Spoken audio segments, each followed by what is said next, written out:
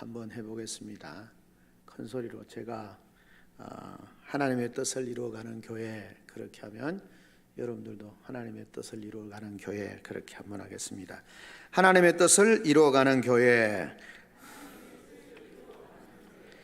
아멘. 예, 교회는 하나님 나라의 모형이기 때문에 하나님의 뜻을, 먼저는 교회 공동체가 하나님의 뜻이 온전히 이루어지는 교회가 되어야 하고, 또 그 하나님의 뜻을 이 땅 가운데 이루어가는 그런 교회가 되어져야 합니다.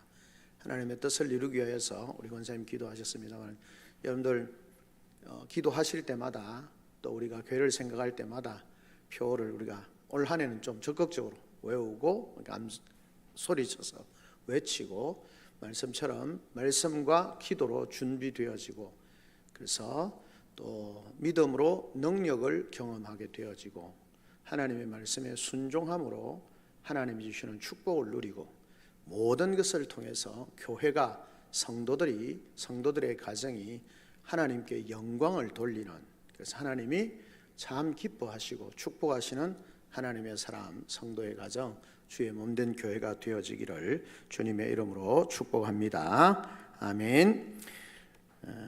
우리 주일날 앞에 계시던 남자 권사님, 그 감리교회에서 오시기 때문에 권사님 박수 막 치시니까 전부 다 어색해서, 왜 박수를 한번 사적으로 그렇게 세가족 모임 하시면서, 목사님 왜 박수를 안 치는지. 그래서 제가 그랬습니다. 권사님, 맞는데 우리가 다 하나님께 영광의 박수를 올려야 되는데, 이게 찬양하고 나서 찬양대 너가 잘했다 이래 박수 치는 것으로 오해될 수 있어서, 그래서 우리 박수 잘 안 치고 그러는데, 한 번씩 제가 하나님께 영광의 박수를 올려드립시다, 그렇게 하는 것도 참 괜찮은 것 같습니다. 그렇게 말씀을 드렸는데, 성도들이 좀 적극적으로 하나님의 말씀에 아멘으로 그렇게 좀 다짐을 하고, 하나님이 주신 말씀입니다, 받겠습니다, 아멘. 하나님이 주신 말씀대로 살겠습니다, 아멘. 하나님 순종해서 하나님의 복을 받고 싶습니다, 아멘. 그렇게 되기를 원합니다. 그렇게 우리가 좀 신앙의 삶에 있어서 말씀에 근거해서 아무데나 아멘 하는데 보면, 부흥회 할 때 보면 제가 한 번씩 얘기하잖아요. 아무데나 아멘 하세요. 그거 하면 안 되고, 하나님의 말씀을 들으면서 그 말씀이 내 삶에 이루어지기를 아멘. 또 내가 그렇게 그 말씀대로 살기를 다짐하면서 아멘. 그렇게 좀 우리가 말씀 앞에서, 성령의 역사하심 앞에서 아멘으로 반응하고 다짐하고 또 기도하고, 그렇게 해서 하나님의 은혜를 또 능력을 경험하는 그런 우리가 되어져야 할 것입니다. 사실 우리 사람들이 이 땅을 살아가면서 많은 이런저런 어려움을 겪게 되어집니다. 지금 당장도 우리 삶을 돌아보면 어렵고 힘든 일을 겪곤 합니다. 육체의 질병으로 인해서 어려움을 겪기도 하고, 본인 또는 가족, 자녀들, 부모들, 형제들, 또 이런 육체의 질병을 통해서 어려움을 겪기도 하고, 또 영적으로 시험이 들어서 어려움을 경험하기도 하게 되어집니다. 지금 여러분에게 있어서 가장 힘든 문제는 무엇입니까? 한번 생각을 해보십시오. 사실 인생을 살아갈 때는 늘 우리 인생 가운데 어려움이 항상 존재합니다. 어려움이 늘 있는 거죠. 생각해 보면 어릴 때나 젊을 때는 보면 앞으로 내가 어떻게 살까, 뭘 해야 될까, 그렇게 미래에 대한 일을 계획하고 준비하고, 그러다 보면 앞이 막막하고 잘 힘든 그런 상황이 되어지면 그것 때문에 걱정하고 염려하는 일들이 생기죠. 또 우여곡절 끝에 잘 했는데 또 세월이 지나다 보면, 이제 나이가 좀 들어가면 몸이 약해지죠. 성경의 원리입니다. 육신은 날로 후패해가고, 그런데 몸이 후패해가면서 영혼도 자꾸 후패해가면 안 되고, 성경은 육신은 날로 후패해가지만 영혼은 날마다 하나님의 은혜 안에서 새롭게 되어지고 강건하게 되어지는 것이 참 중요합니다. 그래서 우리가 육체 노후, 이렇게 쇠퇴되는 것을 좀 느리게 하기 위해서 운동도 하고 부지런하게 그렇게 해도 우리의 육체는 날마다 후패해 갑니다. 그게 성경의 원리니까요. 근데 우리의 영혼은 날마다 주님 앞에서 좀 쇠퇴할 수도 있지만 날마다 말씀과 기도 가운데 우리의 영혼이 맑아지고 강건해지는 삶을 사는 것이 대단히 중요합니다. 그래서 말씀과 기도 가운데서, 성령 가운데서, 찬송 가운데서 우리의 영혼이 날마다 크고 작은 모든 일 속에서 하나님의 말씀을 읽으면서 그렇게 하나님의 은혜를 경험하고 또 기도하는 가운데 하나님의 역사를 경험하고 그렇게 우리의 신앙의 삶을 살아가는 것이 중요하죠. 그런데 연세가 들면 건강에 문제가 생깁니다. 어려움이 생기는 거죠. 나는 잘하고 싶은데 잘 되지 않을 때가 많습니다. 우리 기도하셔야 되는데 정경 집사님 집에서 새벽에 아마 나오시다가 불이 갑자기 제가 듣기로는 불이 가는 바람에 계단이 한 칸 넘어진 줄 모르고 헛디드셔가지고 지금 넘어지셔서 좌골도 다치시고 이래서 지금 병원에 입원해 계시는데 우리의 몸이 생각대로 잘 되지 않습니다. 얼마 전에 그냥 걷는다고 하는데 발목도 건강하다고 생각했는데 갑자기 걷는 게 굉장히 불편하고 힘든 거예요. 병원에 갔더만 약간 근육에 조금 이상이 생긴 것 같다고 그래서 물리치료 받고 약 며칠 먹고 그래서 이제 또 회복이 되어집니다. 크고 작은 육체의 질병들이 우리 속에 늘 오게 되어져 있습니다. 그런데 이 건강의 문제는 연세가 들어가는 나이가 들어갈 때뿐만 아니라 우리의 일상에도 늘 생기게 되어져 있다라고 하는 것입니다. 그 중에 건강 문제로 어려움을 당하는데 특별히 우리가 원치 않지만 암이라든지 우리가 흔히 난치병 또는 불치병이라고 하는 것들을 만나면 우리의 마음이 너무너무 무너지는 그런 모습들을 우리가 경험하게 되어지지 않습니까? 잘 치료가 되어지지 않으면 그 문제 때문에 우리가 얼마나 가슴 아파하는지 모르겠습니다. 제가 새벽에 한번 말씀을 드렸습니다만은 우리가 나중에 우리 오늘 선교위에서 하기 때문에 선교사님 위해서 기도할 때 우리가 함께 좀 기도해야 되는 기도의 제목인데요. 제가 말씀드린 것처럼 학생 생활하다가 이제 중국에 선교사로 갔는데 부부가 선교사로 갔어요. 그 가정에 자녀가 없어요. 우리 교회에서 지금 협력하고 있는 선교사님인데 정말 열심히세요. 근데 중국에 작년 초에 왔을 때 한번 이렇게 친한 목사님들하고 만나서 식사 한번 하자 그랬는데 부부가 같이 오라고 그랬는데 목사님만 오셨어요. 몸이 좀 안 좋으셔서 그냥 사모님이 못 오셨다고 그러더라고요. 그리고 식사하고 선교에 대해서 함께 나누고 기도하고 교제하고 이제 갔어요. 그리고 얼마 안 있다 이제 중국에 들어갔는데 계속 기침이 나더라는 거예요. 사모님이 계속 기침이 나는데 이게 왜 기침이 그냥 인후통이 좀 있어서 그런가 보다 이렇게 생각을 하고 있었는데 기침을 하다가 갈비뼈가 나다 이게 아니고 척추가 그냥 두 개가 그냥 어그러져 버린 거예요. 여러분 이해가 됩니까? 기침을 막 심하게 하다가 척추가 그냥 나와버린 거예요. 이상하다. 그래도 좀 심한가 보다 해서 누워 있으면서 그냥 기도하면서 그냥 한두 달 정도 버텼는데 도무지 안 되겠다 생각해가지고 한국에 급히 몇 주 전에 나왔는데 부산에 와서 병원에 선교사들을 또 배려하는 병원도 있고 이래서 갔더만 그 병원의 의사가 빨리 큰 병원에 가보시라고 그래서 갔더만 폐암 사기라고 그렇게 말하면서 저희들이 할 게 별로 없다고 그냥 세브란스에 그분들이 삼성의료원 출신인데 세브란스 병원에 연락을 해줄 테니까 거기 가셔서 빨리 검사를 받아보시고 조치를 하라고. 그리고 성탄절 날 이제 새벽에 성탄절 날 그 오후에 이제 서울에 가기로 되었습니다. 부산에 제가 전화를 사랑하는 후배에서 전화를 했는데 그냥 정말 그 전화기 너머로 펑펑 우는 거예요. 그 친구 그런 친구 아닌데 너무너무 펑펑 울면서 참 아내가 좋은 사람이고 정말 하나님 나라를 위해서 헌신한 사람인데 이런 병이 있을 때까지 너무 몰랐던 것에 대해서 너무 내가 미안하고 마음이 아프다 그렇게 하면서 펑펑 울더라고요.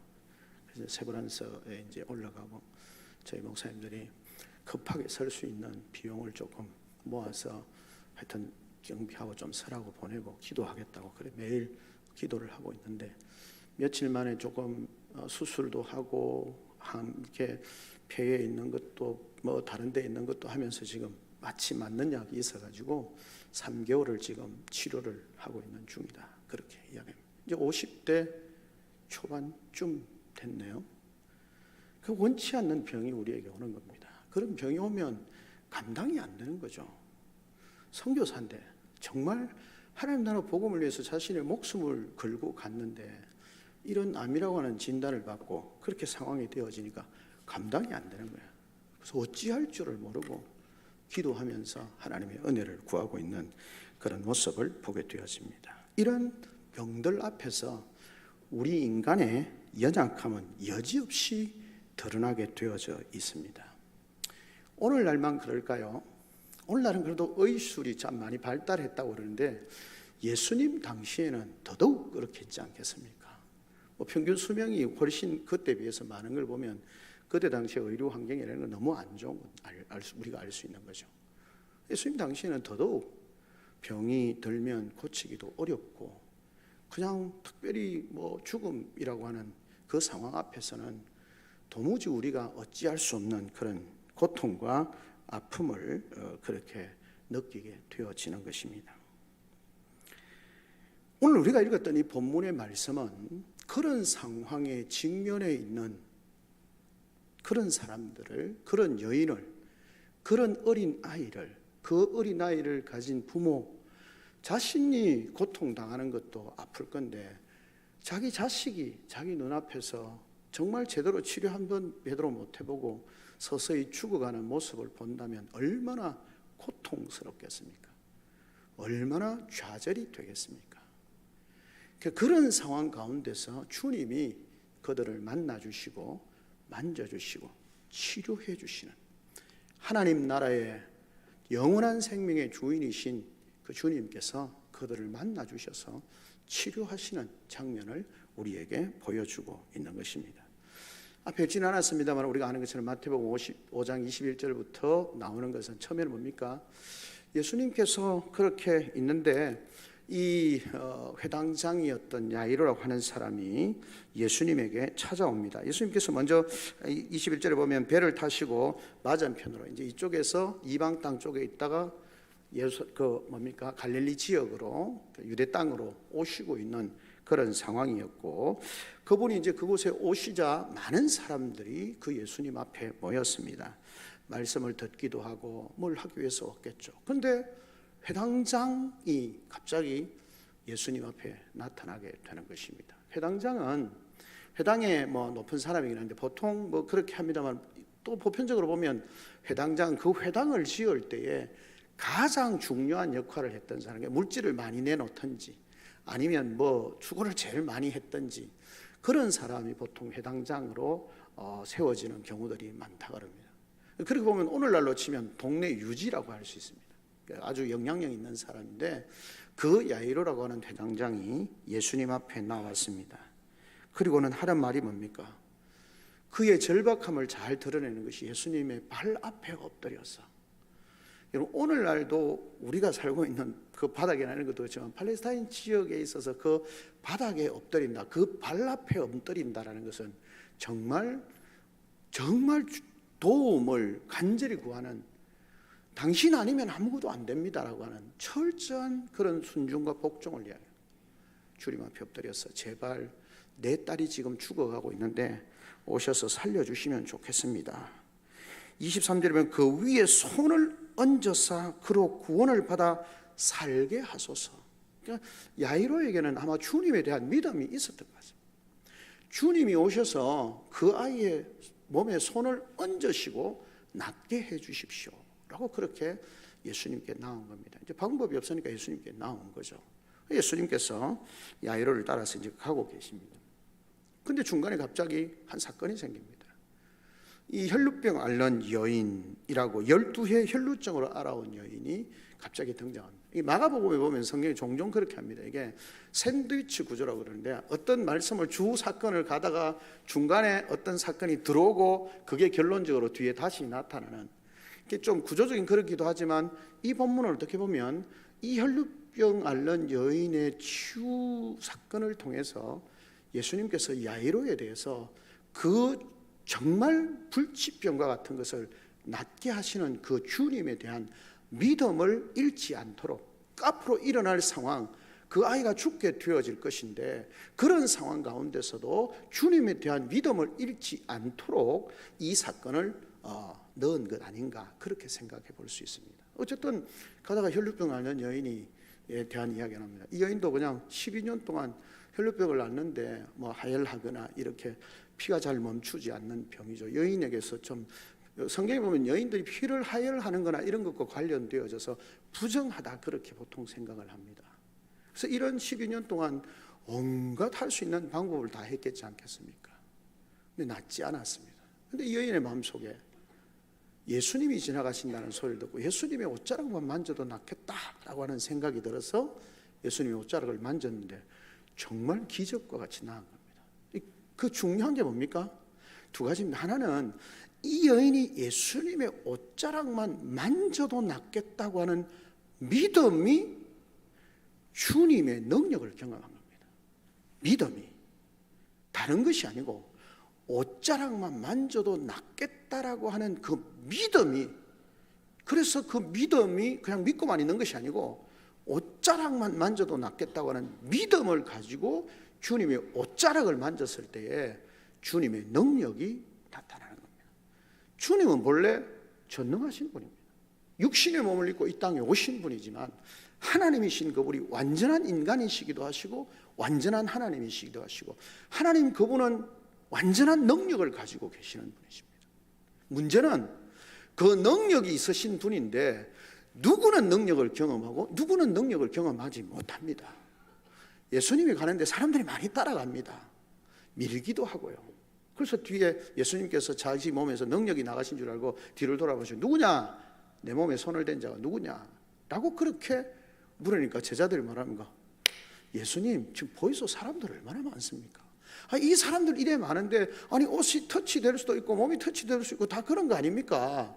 그걸 지금 여기서 누가 내 몸에 손대냐 그러면, 아니 사람이 이렇게 많은데 왜 주님이 물으셨습니까? 아무 자신의 몸에서 아무 이상이 없었다면 주님이 안 물으셨겠죠. 근데 예수님이 물으신 이유가 뭡니까? 당신의 몸에서 능력이 나왔다는 겁니다. 그 능력이, 주님의 능력이 왜 사람에게, 어떤 사람에게 어떻게 흘러갔습니까? 믿음이에요, 믿음. 주님의 옷자락만 만져도 낫겠다고 하는 그 믿음으로 주님의 옷자락을 만졌을 때 주님의 능력이 이 여인에게로 흘러가는 겁니다.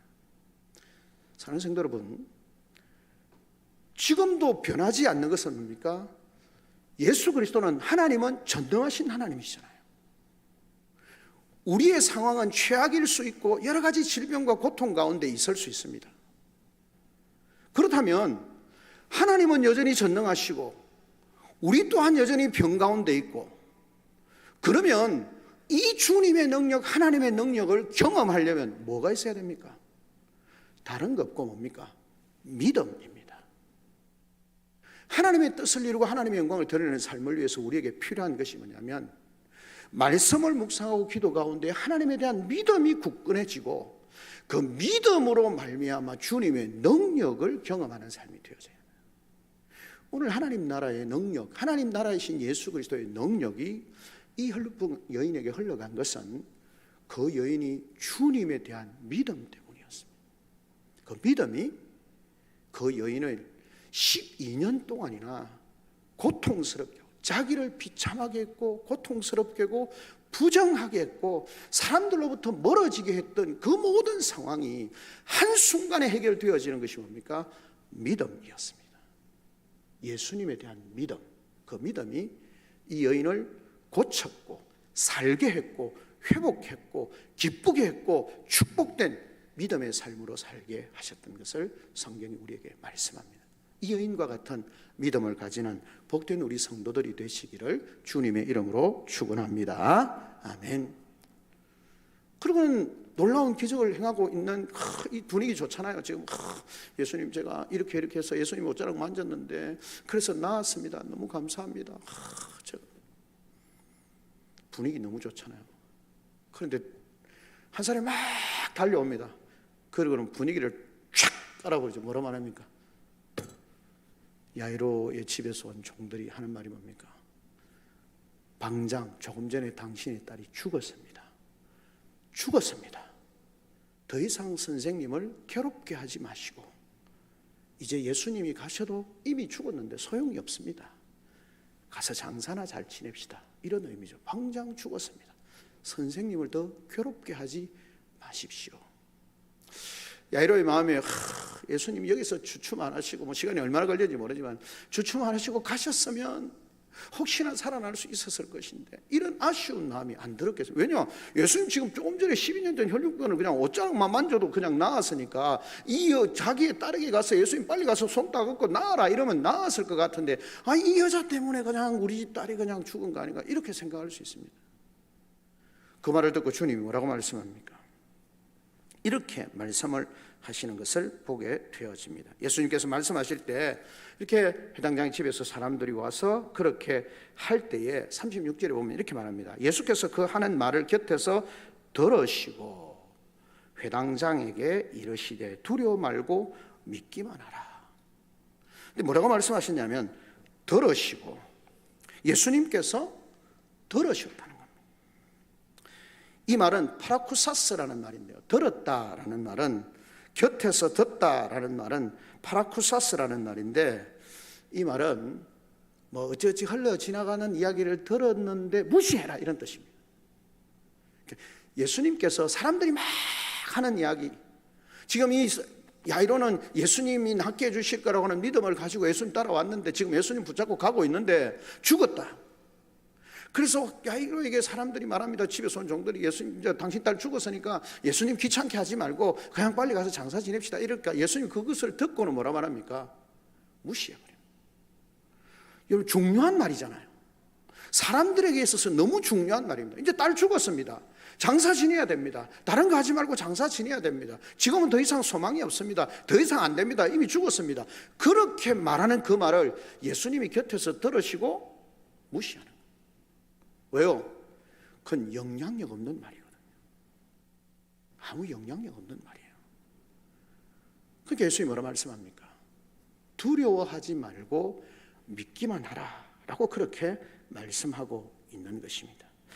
여기서 두려워하지 말라라는 말, 이 말은 우리 헬라어에 보면 현재 명령형 동사입니다. 그러니까 현재 지금 두려워하지 말라라고 하는 말은, 이 말은 주로 두려워하고 있는 사람에게 하는 말입니다. 그러니까 굉장한 두려움에 떨고 있는 사람에게 하시는 말씀이 뭐냐면 두려워하지 말라 그런 말이에요. 여러분, 딸의 그나마 실로라이 같은 기대를 가지고 주님 모시고 가고 있는데 딸이 죽었다 그랬으니까 끝났구나, 두려운 마음이 생기는 거죠. 더 이상 안 되는 거예요. 내 딸이 죽었구나, 절박한 심정과 두려운 마음이 그 속에 있는 겁니다. 근데 예수님이 뭐라고 말씀합니까? 두려워하지 말고, 두려워하지 말고. 그 다음 말이 중요합니다. 믿기만 하라. 이 말은 무슨 말이냐면, 이것도 동사 자체가 어떤 의미냐면 동일한 어법으로 우리에게 주어지는 것인데요, 이것도 동일하게 그렇게 용법으로 현재 명령력으로 말씀을 하시는데, 이게 무슨 말이냐면, 믿기만 하라는 말은 조금 전에 네가 믿음을 가지고 나왔지 않느냐. 그런데 지금 네게 들린 소리가 네 딸이 죽었다라고 해서 더 이상 소망이 없는 것처럼 들려지는 그 상황 가운데서도 너는 그 말을 무시하고 믿기만 해라. 사람들의 소리나 세상의 소리에 대해서 귀 기울여 듣지 말고 주님을 향한 믿음이 네게 있고, 네가 이때까지 믿음을 가지고 내게 나왔던 것처럼 그 믿음을 계속 유지시켜 가라는 말이에요. 여러분, 우리의 믿음을 흔드는 게 뭡니까? 주님에 대한 믿음을 가지고 나아가는데 주변의 환경이 우리의 믿음을 빼앗아갑니다. 그렇죠? 죽었다는 소리. 여러분, 베드로가 예수님이 오라 그렇게 하니까 물리로 걸어가잖아요. 베드로가 물 위로 걸어가는 게 불가능해요. 믿음으로 지금 가고 있는데 베드로가 왜 빠졌습니까? 그 믿음으로 계속 가야 되는데, 아니 풍랑이 치고 파도가 치는 거 그거 보고는 놀라가지고 믿음으로 가는 걸음을 세상의 풍파를 보면서 믿음을 빼앗겨버리고 거기에 바라보게 되어지니까 뿔에 빠지는 거예요. 믿기만 하라는 말의 의미가 뭐냐 하면, 믿음이 흔들릴 수밖에 없는 절망적인 상황, 회당장이 이미 믿고 있었지만 조금 전에 딸이 죽었다라고 하는 절망적인 상황 앞에서 믿음이 흔들릴 수밖에 없는 그때에 예수님께서 권면하시는 겁니다.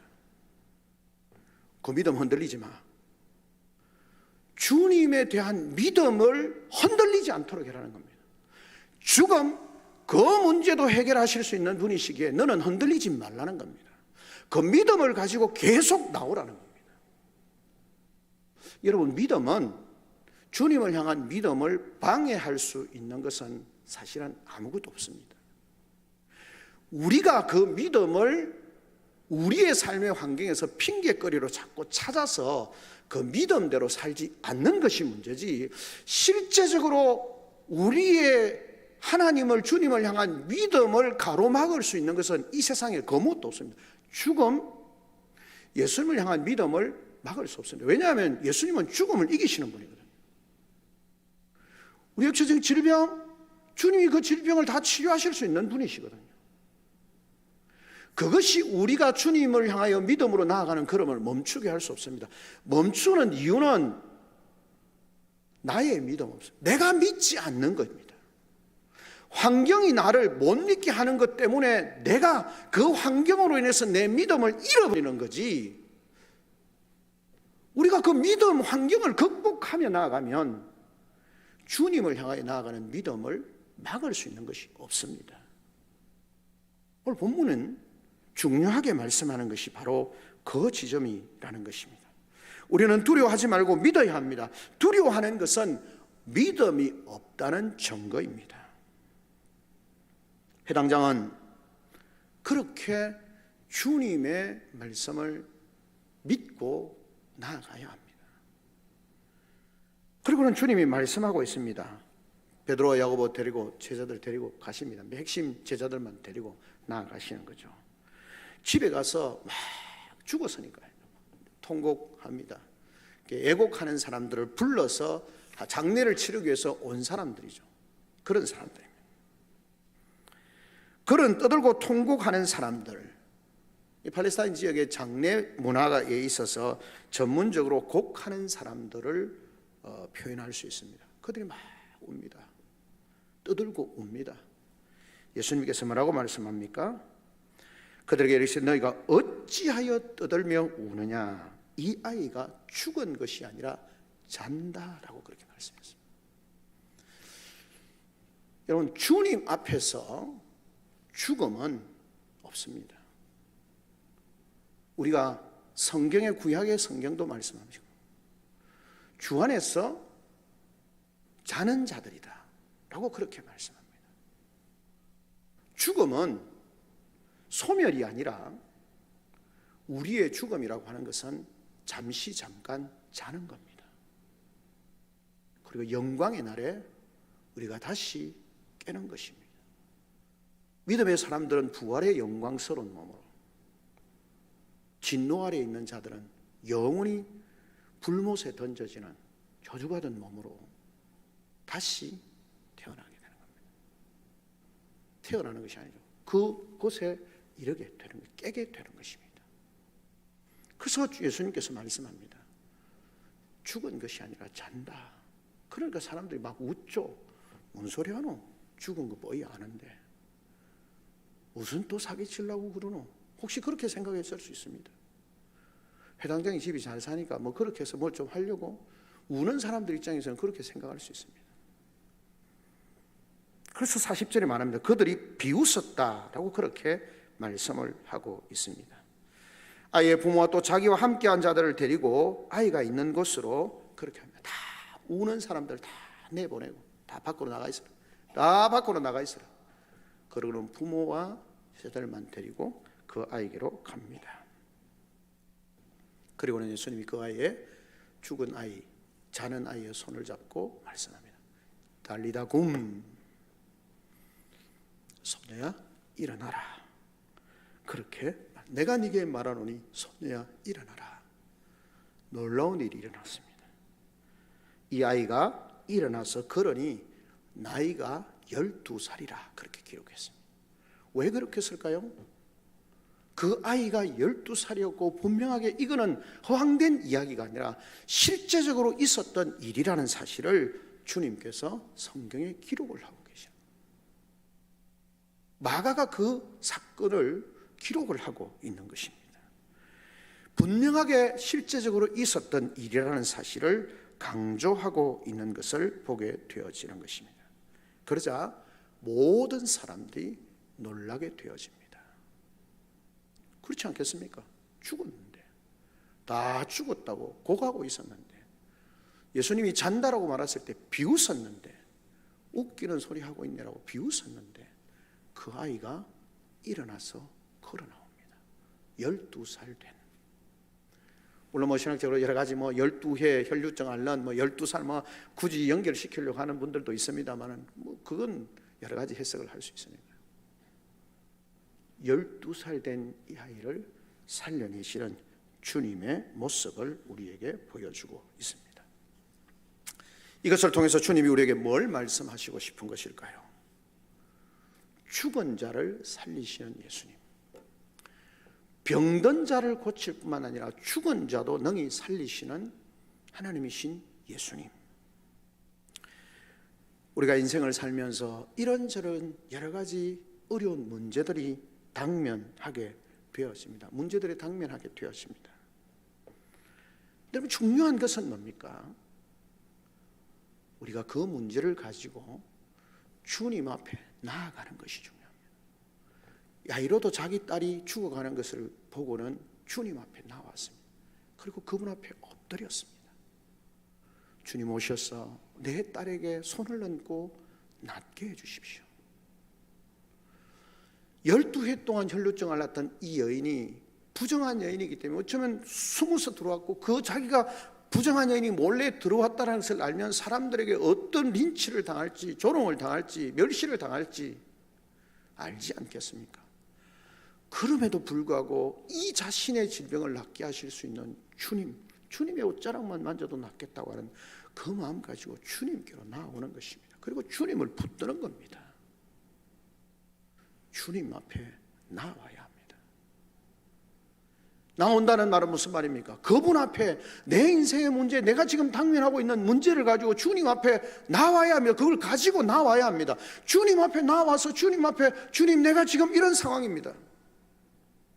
히스기야가 곧 죽을 것이라고 하는 그 말을 듣고 하나님 앞에 나왔던 것처럼, 그 사내립의 편지를 가지고 주님 앞에 하나님 앞에 나와서 하나님 이거 보십시오, 지금 우리가 이런 상황입니다. 하나님이 들으시고 응답하시는 거죠.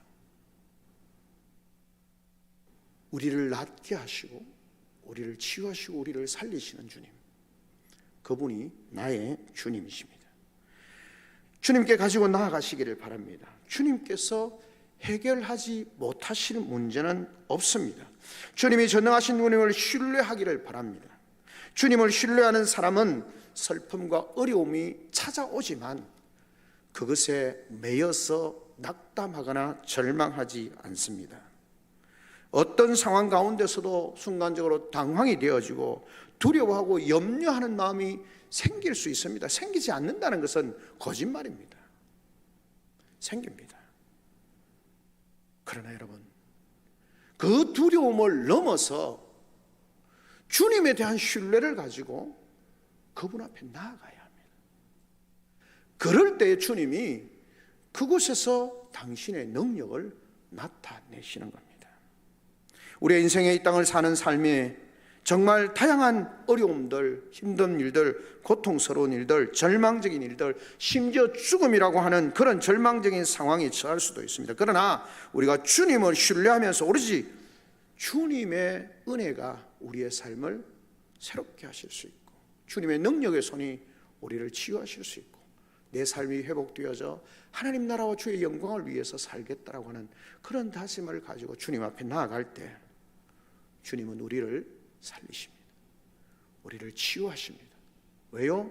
주님은 죽음을 이기신 분이시고, 주님은 모든 질병을 치유하시는 분이시고, 우리의 모든 인생의 문제, 그것이 경제적이든 영적이든 육체의 문제든 모든 관계의 문제든 주님이 다 치료하실 수 있는 분이심을 믿고 그분 앞에 나아가서 기도할 때 하나님은 우리의 인생의 문제를 해결해 가시는 주님이심을 믿습니다. 그런 믿음이 있을 때 하나님의 은혜가, 하나님의 축복이 우리 속에 차고 넘치는 것입니다. 제일 어려운 것이 뭡니까? 관계의 문제입니다. 관계 문제. 사실 참 보이지 않는 문제이기 때문에 참 어려운 문제입니다. 제가 한번 말씀을 드렸습니다. 전 단독 목회 담임으로 갔을 때 말씀 한번 제가 드렸잖아요. 교회 가니까 장로님하고 장로님 편하고 안수 집사님 또 장로님 판이 갈라져서 수년 동안 싸우신 거예요. 정말 싸우신 거예요. 서로 인사도 안 해요. 주일날. 아니 주일날 성도들이 모여가 인사도 안 하는 게 말이 됩니까? 장로님들이, 집사님들이. 그래서 안 되겠다 해서 장로님들하고 이제 1박 MT를 가자고, 기도하러 가자고. 사실 기도하러 가지 안 했죠. 그냥 저 청송 약수터에 가서 그냥 백숙 드시고 그냥 밤에 이야기하자고. 한참 이야기하는데 장로님이 그러시는 거예요. 목사님 어쩌다가 우리 교회 오셨습니까?